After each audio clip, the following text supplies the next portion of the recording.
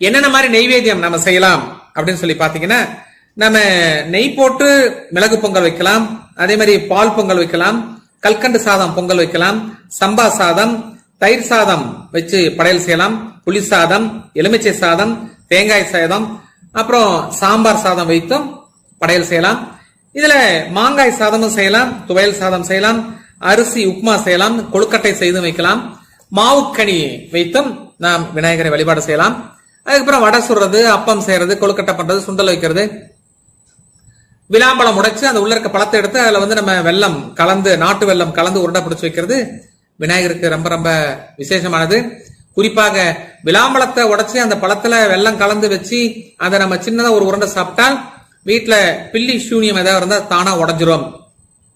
அதனால நீங்க அந்த விளாம்பழம் கண்டிப்பா வைக்கிறது ரொம்ப நல்லது. உட்டாப்பில் யானை அந்த உட்டாப்பில்